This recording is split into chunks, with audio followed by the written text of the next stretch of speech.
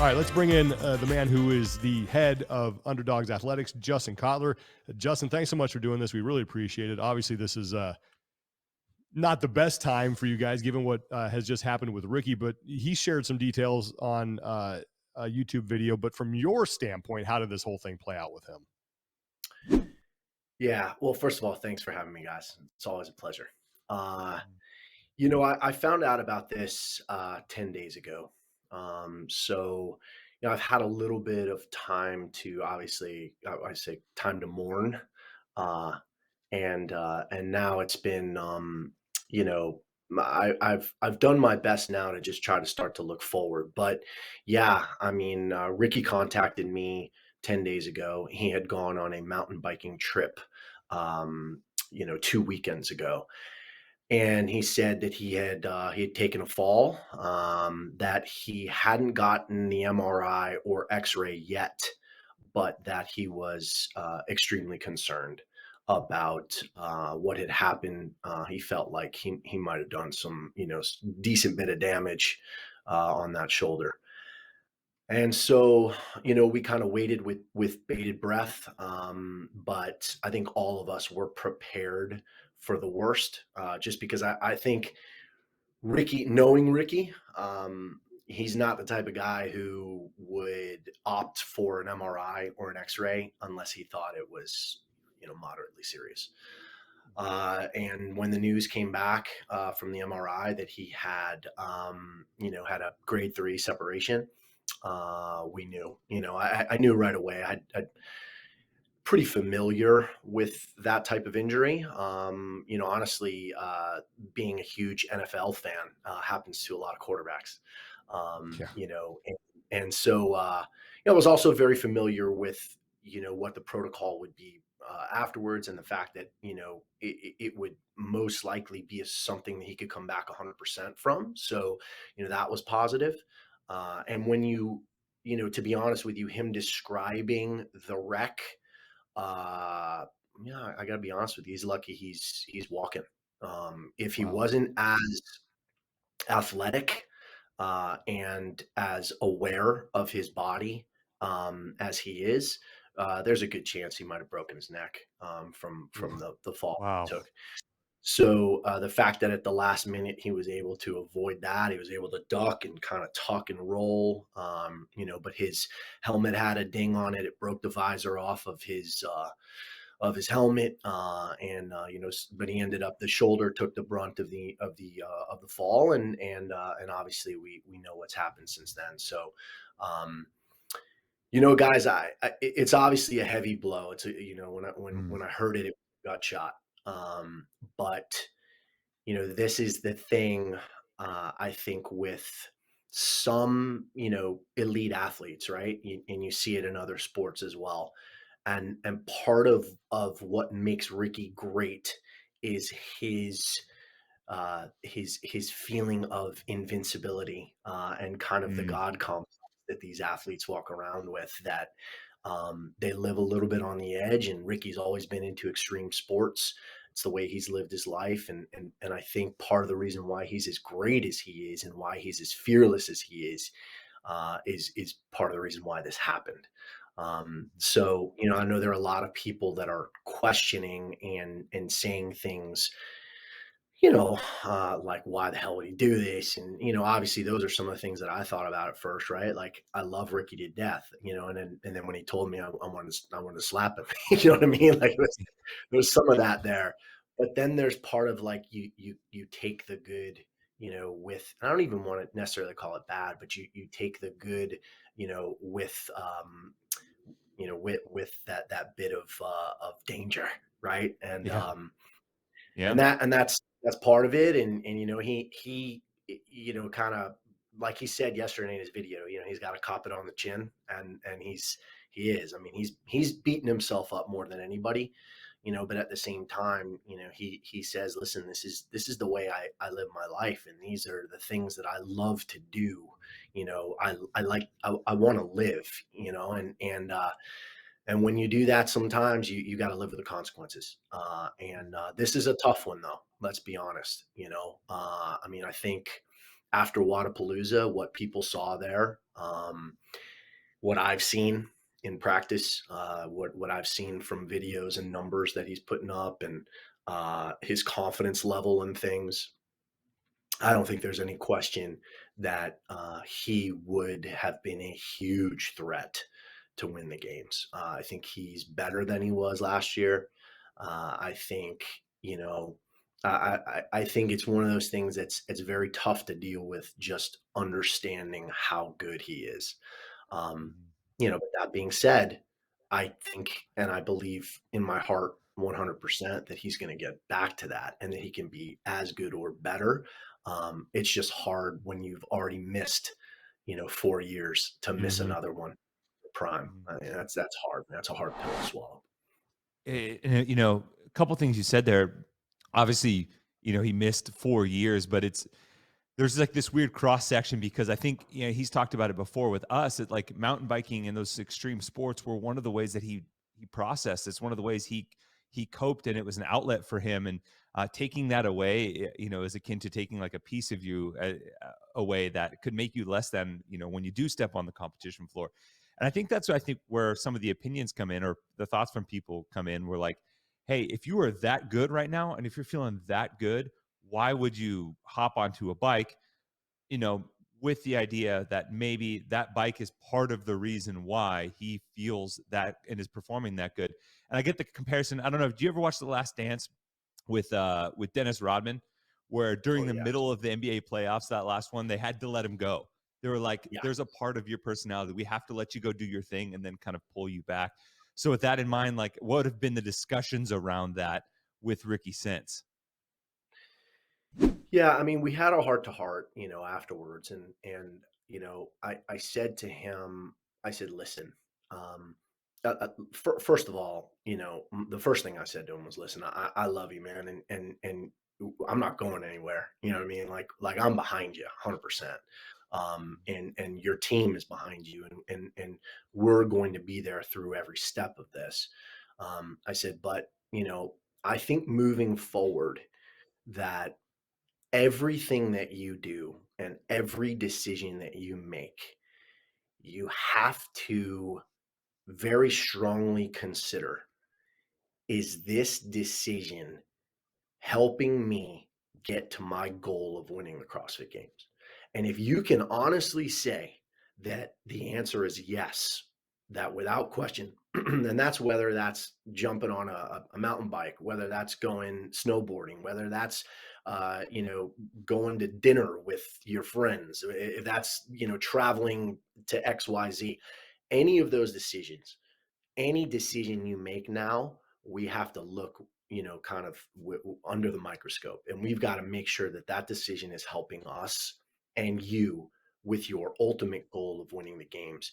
Because let's be honest, right? He's in his prime, but he's not in his prime at 22. He's in his prime at 29, and every second that we lose now is a chance for him to cement his legacy, to rewrite his story, and these are all things that he needs to consider. So when I look at it from that perspective, I think that in the future, those decisions he makes might look a little bit different.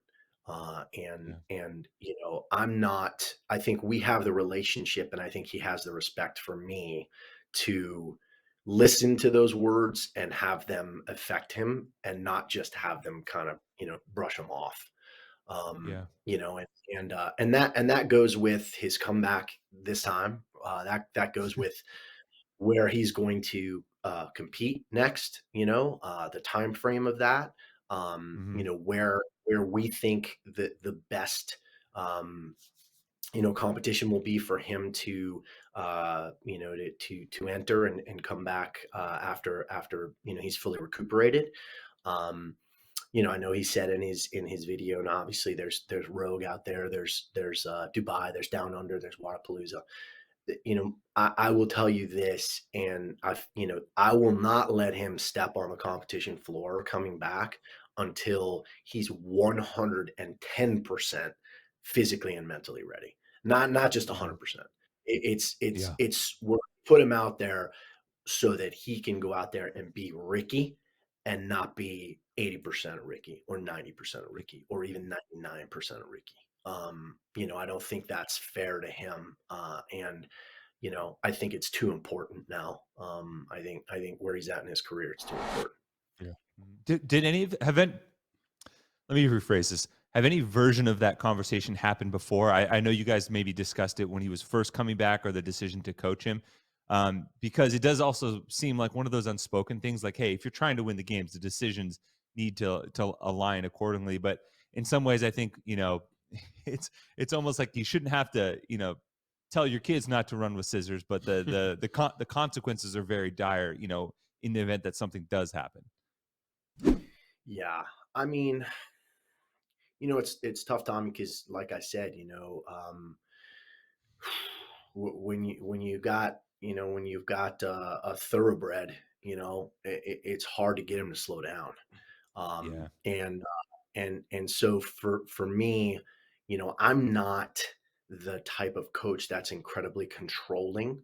And with Ricky, he's done all the right things coming back. Mhm. And he's been so good about all the things. And, this wasn't something that was out of the ordinary for him. But it was probably something that, going back and looking at it, is probably something that he should have second guessed and reconsidered.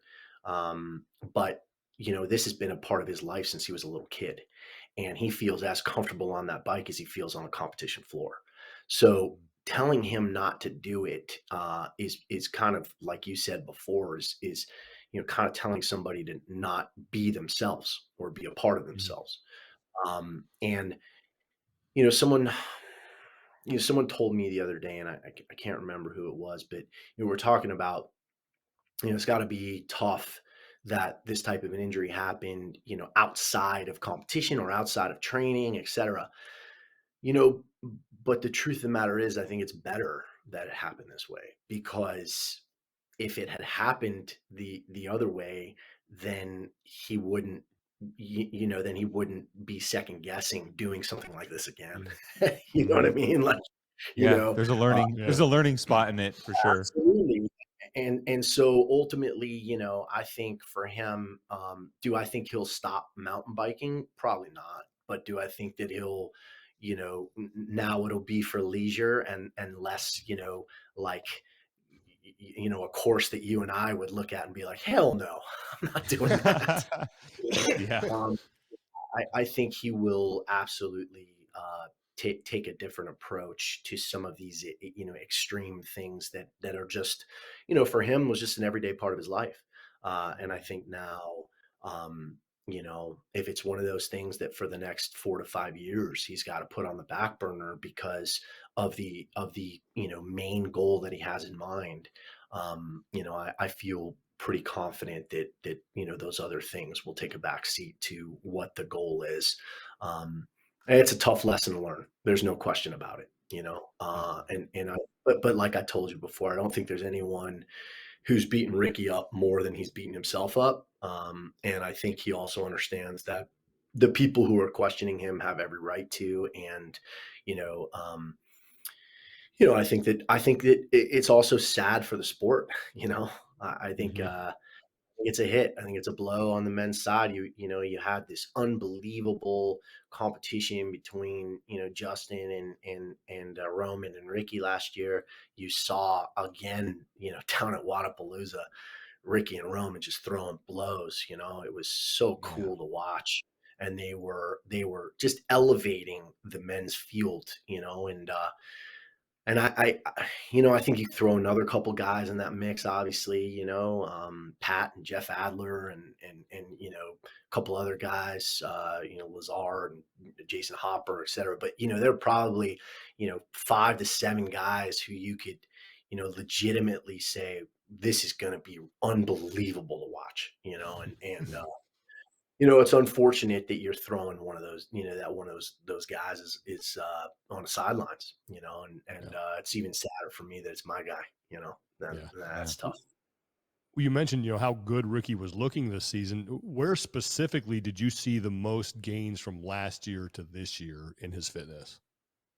Yeah, I think there were a couple things. I think one, he talked about it down at Wadapalooza. And it's funny that he said that because he was saying putting together all the one percenters, like all the little things, the recovery, the time put in mobility, working on positions, the consistency day in and day out. But it's kind of ironic, right? To say putting all the one percenters together, and and then you Then go off and do what you do on a mountain biking course. Yeah, right. Like that's. But again, it's tough to take that out of him. And then the other thing, without question, and we saw it for the first time. I saw it for the first time from start to finish in a competition. Was execution of game plan and sticking to strategy. Um, you know, Ricky is one of those guys in the past that, we'd be like, okay, we're going to do this, or, let's this set and rep scheme, we're going to blah, blah, blah. And he gets out there and all of a sudden he just, you saw it in oh, that in bike workout last year at the games with the toes to bar and chest to bar. And we're like, okay, we're start with 25 to 30. We're going to, and he rattled off 45 toe to bar and could barely, Mhm. pick his up the rest of the work. I still won it, but I think Yeah. it yeah. was one of those that stuck to the plan. He probably runs away with it. Um, Hmm. and at Wadapalooza, he executed exactly to plan. Every single workout, everything that we'd done in practice, he did there. And the workout that to me was the one that was like, okay, he's got it. Like he's finally, I've gotten through to him, and Mhm. he's really now executing like a champion and thinking like a champion. Was that two-part last workout? The first, where you had chest to bars into the dumbbell bench, and then the echo. Um, Hmm. he, if you saw Roman went unbroken 25 chest to bars every round, and Ricky went 10, 10, 5 every single round, and was very happy to come in second, but save enough to be able to beat Roman on the second part. And if you saw, Roman was just smashed. Yeah. And it was that execution and that understanding of, I don't need to win this workout. I want to win the whole damn thing. And if I do that and I stick to my plan, then I know I'm going to come away with it. And Mhm. once he did that, it was one of those things where you could just see that the light bulb had gone off. Hmm. And and then I think back to what that could have meant last year at the games, with that handstand push-up workout where he just kept trying to get back on the wall too fast, as opposed to taking your medicine and not worrying about coming in 15th, but coming in 15th as opposed to coming in 28th. You know what I mean? And then that energy that you lose when you just get shelled in a workout, as Mhm. opposed to just kind of taking medicine and finishing, top third, and that's fine. Um, that energy that gets sucked from you, he was never able to recover that. And I think, Yeah. Hmm. knowing how good he is in the home runs that he has, but then now with the ability to just be like, okay, I'm gonna take my medicine, I'm gonna put blinders on, I'm gonna stick to my plan, and if I get beat, great, that's no big deal, because I don't care about the battle, I care about the war. Yeah. And I had seen that for the first time, uh, Yeah. and and but that won't go away. So that part of it, I think, is something that was a major breakthrough, and something that he now, I think, is on the other side of that. So coming back, I still think that's a huge step forward. Yeah. Now it's just a matter of, I think, you know, Ricky, you have to, just like any great athlete, right? You've gotta beat into his mind, like, be patient with this recovery. Mhm. You've got plenty of time. You've got plenty of time. Don't do anything stupid. We're not coming back too soon. There's no reason for it. It doesn't make any sense.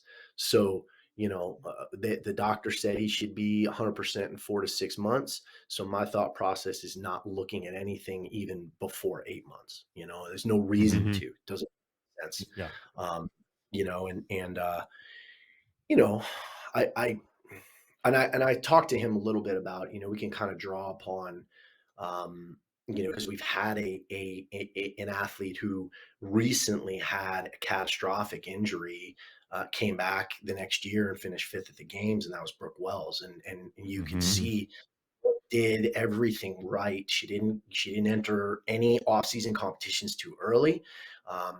She didn't she didn't do anything silly at semifinals, to get in. And then was able to utilize all that time to come back and finish top five at the games.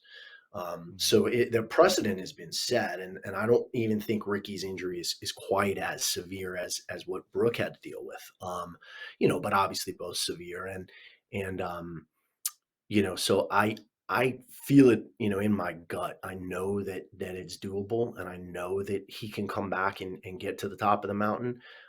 But we just got to do all the things right, man. Yeah. The way I look at it now is like, you yeah, the old saying is like you had one strike, now you got two strikes. I don't want to see what Yeah. three strikes like now. From here forward, we gotta do everything right and make all the right decisions. Mhm. And yeah, it's interesting you mentioned, working on obviously putting up the blinders, but that's hugely beneficial during the rehab process too, right? Because you have to slowly chip away and think about the bigger picture, in spite of the fact that the first 4 weeks, especially with this injury, are pretty gnarly in terms of the protection of the injury. But kind of going forward, is there anything else besides the immediate rehab that you have planned out with Ricky in terms of checking in terms of working on those things that he can work on while he recovers his shoulder a little bit? Yeah, so he just had surgery on Monday. So this week is essentially just any I've been speaking to him every day, and he's feeling great. One of uh, the surgery, that he had, they call it tightrope surgery. But generally, they have to make three incisions, and they were able to only do it making one incision, which will help immensely with the scar tissue and inflammation, et cetera, and should help speed up recovery. So that was very positive. But ultimately, these first 2 weeks, I kind of said to him, listen, I just want you to be really careful. That's the most important thing. Let's, he said to me yesterday, I feel really good. Like I barely have any pain, blah, blah. I was like, okay, great. Don't do anything fucking stupid. So, you but the biggest thing is for these next couple weeks, he's got a sling. He can get out and do a little bit of conditioning, obviously on the bike.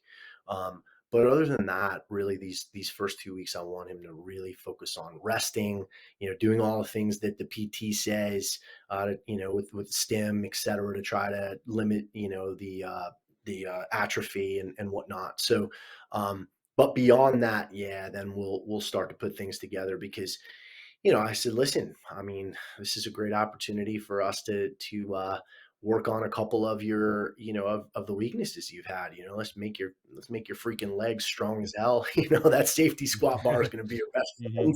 We're going to Hmm. squat like crazy. I mean, you saw, his absolute strength when it comes to power lifts are things that have always been a challenge for him, especially heavy squatting. So something we should be able to do a lot over the next several months and try to improve that. And then obviously I think the biggest thing that I'm going to be really diligent about is just continuing to preach patience Hmm. and continuing to try to hold him back, because Yep. I know it's not easy. It's not an easy thing for him. And but that's part of what makes him great. But in this case, it could obviously be detrimental. So Yeah. so that's something I think is going to be important. And but I will say, as tough as this is, I mean, he's in very good spirits. He's got a great support team around him. His girlfriend Michelle is amazing. Obviously his brother Benny there. I think Benny might have taken it harder, than Ricky. Mhm. Yeah. But Benny, and then obviously, his manager Snorri, is the best in the biz and one of my real close friends. And I think our entire team, we're ready to be there for him in any capacity that he needs. And he knows, our relationship is very special. And, I'm going to, I talked about it yesterday, and the post that I made is really everything for me now is looking forward, Mhm. and more than ever, just making sure that he's ready when he comes back, that he hits the ground running.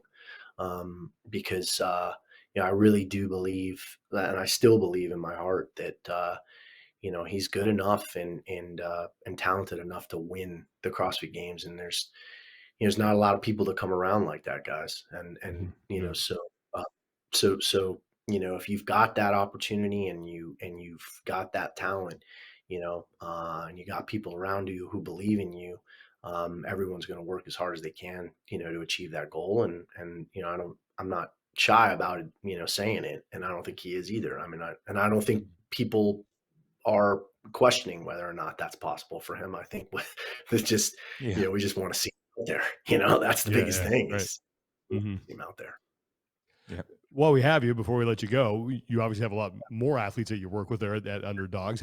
How's the crew doing in total? There's, what's the update with what's going on with the rest of the Underdogs? And I'm gonna tell you, it's been a very interesting year. We've we've taken such a huge step globally. We have well, I think 20 athletes that are moving on to semifinals, which is just amazing. Around the world in 5 different regions. So I'm incredibly proud of that. But we've had some bad luck with a few injuries. One of our in-house female athletes, Elena Buds, tore meniscus on a power clean and is out for the season. Mm. Ricky, obviously, what happened with Ricky. I don't know if too many know, but Matt DeLugos is taking the year kind of just like a mental health and some things going on in family and stuff, and he's fine. But Mhm. we made a decision that we thought it was best to kind of take a step back and take the year off. So there's been some ups and downs, but with all that being said, our culture and our community and our athlete family around the world is so strong, and it's getting stronger. And I'm extremely, I just feel blessed to be a part of this thing. And I'm super excited about some of the athletes. I know you guys just had an interview with Caitlin Van Ziel. And Mhm. Kate's such a stud and super mom. To think that she's able to do the things she's doing with 2 young children and owning 3 boxes, and it's just amazing. Obviously, Alex and the rest of the crew here. I think Alex is ready to take that next step. I think you saw that. Obviously her performance in the Open, top 5 in the world, and uh, quarterfinals, top 10. I think she's ready to take that next step, and I think she's believing more and more that, she's good enough, to kind of crack that top 20, top 15 in the world, which is very exciting. And then we've got Braun. I'm super excited about. Yeah. I know I Mhm. talked. Oh my gosh, the guy has dedicated himself, at 34 years old to coming out, giving it another shot, and his performance in the opening quarters. And he is generally not a great online qualifier athlete. He was phenomenal. I think 20th, 21st in the world in Mhm. quarterfinals. Mhm. So I'm super stoked about that. And the list goes on, obviously, but yeah, very proud of all our athletes. And you know, there may even be another one or two that come on board that I can't really Ah, talk about yet. oh, all right. Oh, Couple okay. All right. one that you might hear about, after semifinals. So that might be another show. I like it. No, that's Yeah. great. A little Yeah. tease there. Keep the people interested. Yep. Appreciate Yeah. that. Yeah, Justin, thank you so much for taking the time. We really appreciate it, and please give all our best to Ricky. We're really disappointed that we're not going to see him, from a fan standpoint, out there throwing down. But hope his recovery goes well and that we get him back on the competition floor soon, man. Awesome. Thanks, guys. It's always a pleasure.